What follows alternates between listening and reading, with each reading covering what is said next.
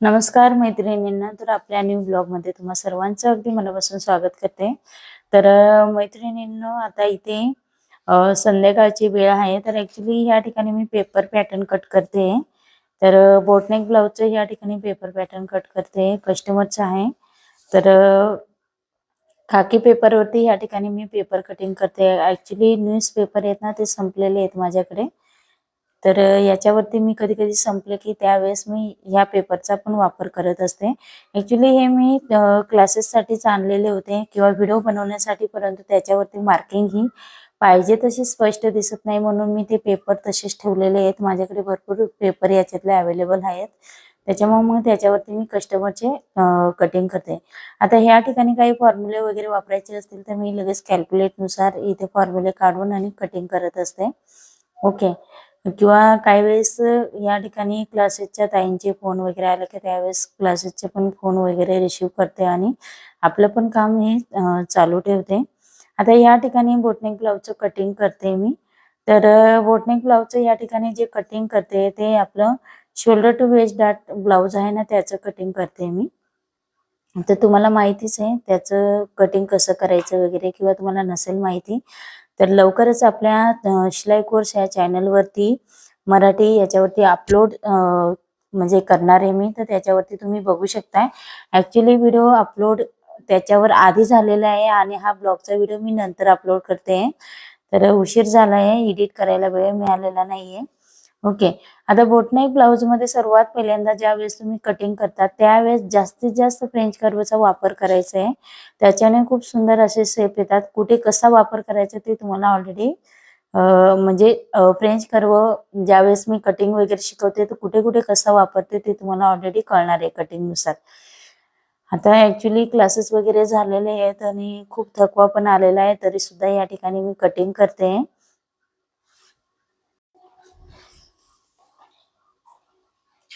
आता ह्या ठिकाणी मी आर्महोलचं वगैरे कटिंग करून घेते.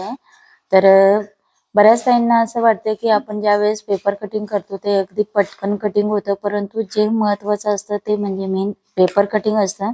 पेपर कटिंग हे खूप विचार करून, सर्वच गोष्टींचा विचार करून आणि आपल्याला प्रत्येक कस्टमरचं शरीर बांधा बघून आपल्याला कटिंग करावं लागतं. ओके. तर त्याच्यासाठी पेपर कटिंग तुम्ही जर विचारपूर्वक केलं तर तुमचा ब्लाउज हा कुठेही बिघडणार नाही. आता या ठिकाणी सर्वात महत्त्वाचं मी ह्या ब्लॉगद्वारे सांगते. जे आपले शिलाई कोर्स आपला जो चॅनल आहे त्याच्यावरती कटिंग टीचिंग जे ताई शिकत असतील किंवा ज्यांना माहिती नसेल त्यांनी सर्च करा. त्याच्यावरती पण आपले डिटेलमध्ये व्हिडिओ अपलोड आहेत. ओके. तर ज्या ताईंना पेपर कटिंग घरी येऊन म्हणजे घेऊन शक्य असेल, जसं की मेजरमेंट तुम्हाला पेपर कटिंग काढून पाहिजे असतील तर मी पेपर कटिंग हे घरी येऊन काढून तुम्हाला देणार आहे. त्याच्यामुळे ज्या ताईंना पाहिजे असतील तर त्यांनी नक्की म्हणजे कॉन्टॅक्ट करू शकता. तुम्हाला फक्त डिलिव्हरी ही घरपोच केली जाणार नाही, तर तुम्हाला घरी येऊन काढून भेटलं जाणार आहे. म्हणजे तुम्ही कोणाच्याही थ्रू तुम्ही पेपर कटिंग मागवू शकता किंवा मेजरमेंट पेपर कटिंग काढून मी तुम्हाला देऊ शकते. अशा पद्धतीने तुम्हाला म्हणजे मी ऑनलाईन अजून चालू केलेलं नाही, परंतु लवकरच चालू करणार आहे.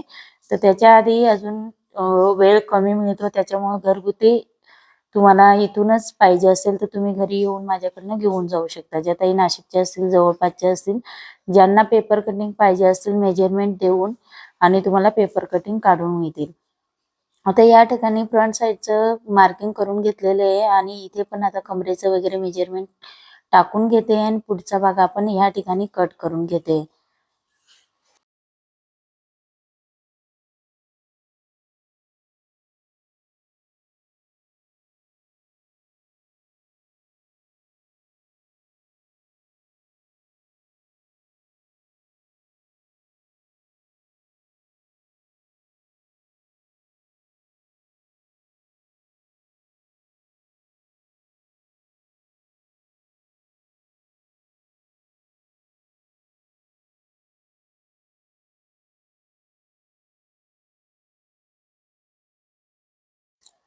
आता ह्या ठिकाणी आपलं पेपर कटिंग झालेलं आहे. तर हा पेपर पॅटर्न आपण शोल्डर टू वेस्ट डाट आहे ना, त्याचा आपण या ठिकाणी पेपर कटिंग केलेलं आहे. तर कशा पद्धतीने कटिंग केलेले आहे ते तुम्ही इथे या ठिकाणी बघू शकता. तर ह्या पद्धतीने तुम्हाला सुद्धा कटिंग करायचं आहे.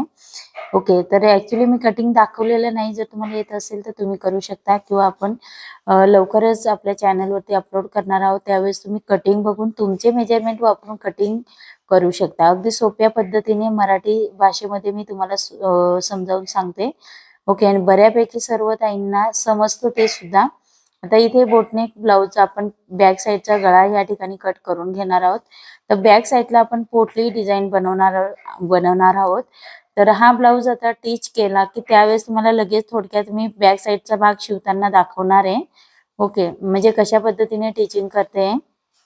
तर याच्यानंतर लगेच ब्लाउज पीस हा आपण कट करून घेणार आहोत आणि टिचिंगला बसणार आहोत. तर त्याच्या आधी मी कटिंग करण्याआधी ना जे क्लास माझा आहे तर त्याची थोडक्यात मी या ठिकाणी तयारी करून घेते. म्हणजे मला दुसऱ्या दिवशी काय काय शिकवायचं त्याची मी तयारी करून ठेवते. आता ब्लाउज कट करून घेतलेलं ते काय मी दाखवलेलं नाहीये. ओके, तर याचा सविस्तर व्हिडिओ आपल्या चॅनलवरती दुसऱ्या चॅनलवरती अपलोड आहे, तर तो तुम्ही बघू शकता. या ठिकाणी आता बॅक साईडचा भाग कसा शिवायचा, पोटली डिझाईन कशी तयार करायची ते तुम्हाला ह्या व्हिडिओमध्ये अगदी डिटेलमध्ये बघायला मिळणार आहे. तर व्हिडिओ कुठे स्किप करू नका. जर तुम्हाला अशी डिझाईन बनवायची असेल तर तुम्ही व्हिडिओ हा संपूर्ण बघा.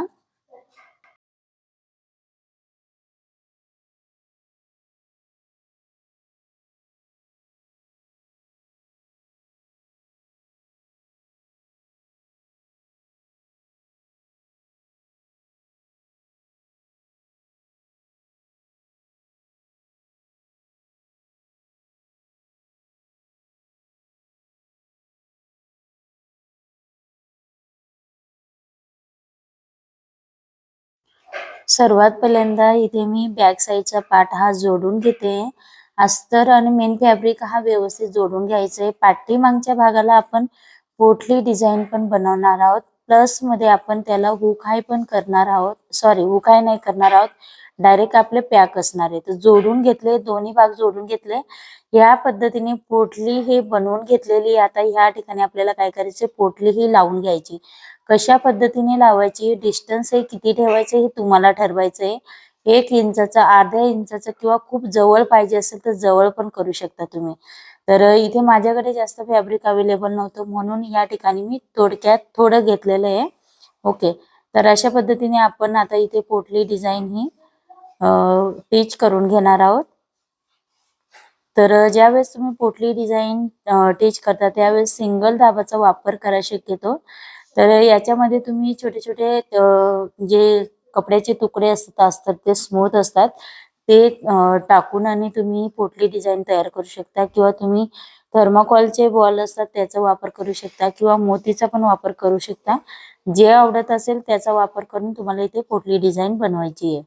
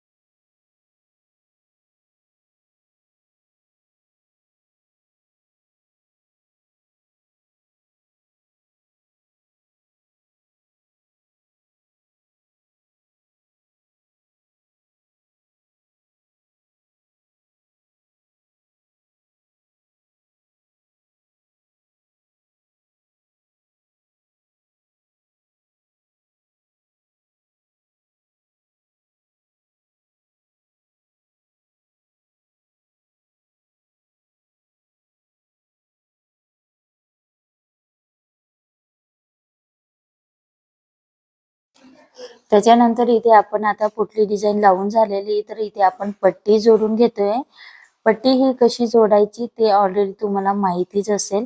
आता ती आपण जोडून घेतल्यानंतर ती आतमध्ये फोल्ड करायची आणि पोटली ही आपल्याला बाहेर काढायची. अगदी सुंदर असं फिनिशिंग मध्ये हे काढायची. आता दाब चेंज केलेला आहे.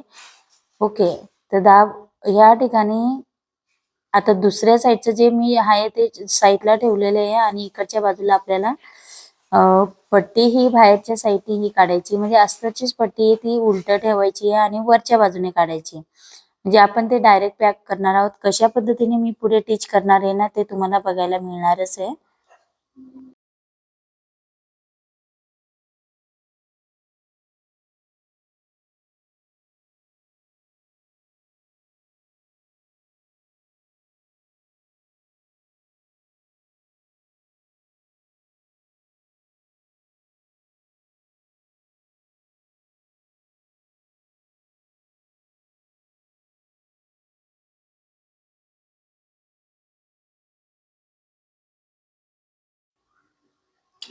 आता इथे जी पोटली डिझाईन आपण बनवली होती तो पार्ट या ठिकाणी घेतलेला आहे आणि तो आपल्याला अशा पद्धतीने या ठिकाणी डायरेक्ट जॉईंट करून घ्यायचं आहे. जॉईंट असं करायचं की जे आपण अस्तर हुकाई सारखी तयार केली होती ना, ते दिसायला नको बाहेरच्या साईडनी, याची काळजी घ्यायची.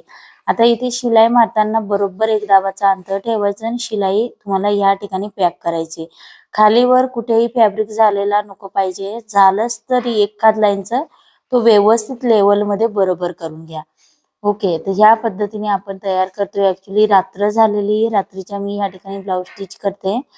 तर या ठिकाणी नॉर्मस मागे पुढे झालं असेल तर ते मी इक्वल मध्ये करून घेते, म्हणजे कुठेही खालीवर झालेलं नाहीये. आता या ठिकाणी आपल्याला टक्स हे मार्किंग करून घ्यायचे. मार्जिनला मार्किंग केली मी सर्वात पहिल्यांदा, त्याच्यानंतर सेंटर काढून घेतलेलं आहे आणि या ठिकाणी आपल्याला काय करायचं आहे, टक्स हा टिच करून घ्यायचा आहे. तर टक्स स्टिच केल्यानंतर आपण हात शिलाईची पट्टी या ठिकाणी लावणार आहोत.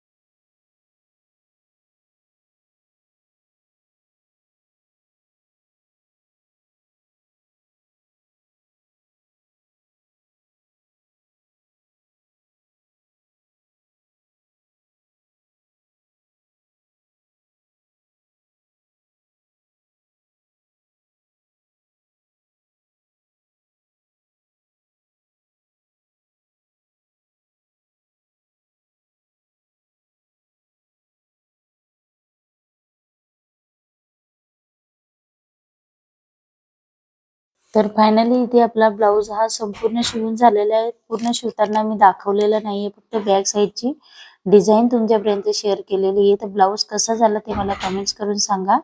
ओके, आता इथे पुन्हा दुसऱ्या दिवशी मी सकाळी ह्या ठिकाणी कटिंग करायला बसलेली आहे. ऍक्च्युली पेपर कटिंग करण्याचे काम मी जास्त करते ह्या ठिकाणी.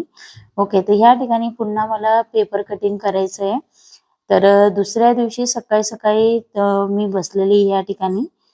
तर तुम्ही बघू शकता पटापट काम आवरून आणि जितकं क्लासेस सुरू व्हायच्या आधी मला जितकी तयारी, म्हणजे जे माझं काम करायचं असेल ते मी पटापट करण्याचा प्रयत्न करते. कारण नंतर क्लास सुरू झाल्यानंतर माझं काम हे जे कस्टमरचे ब्लाऊज वगैरे टिचिंग करायचं किंवा कटिंग करायचं ते काम होत नाही. तर शक्यतो सकाळी सकाळी किंवा संध्याकाळी मी नेहमी करत असते किंवा रात्रीच्या करते. तर अशा पद्धतीने माझं नेहमीचं रुटीन असतं, तुम्हाला मी नेहमी शेअर करत असते. तर इथे पण मी पेपर कटिंगच करते. कोणतीही गोष्ट आपल्याला जी कटिंग करतोय ती विचार करूनच करायची आहे.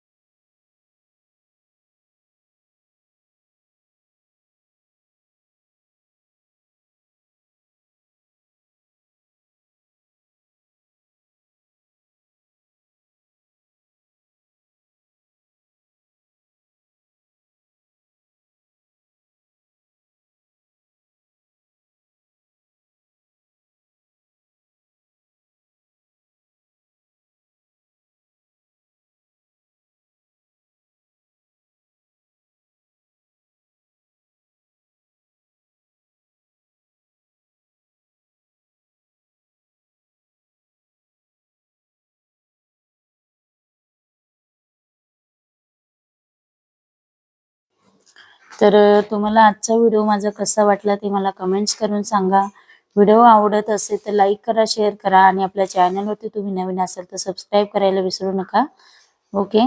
तर आता इथे पेपर कटिंग मी करून घेते. पुढे पुन्हा एक ब्लाऊज आपल्याला कट करायचा आहे आणि तो टिच करायचा आहे. हे पेपर कटिंग झाल्यानंतर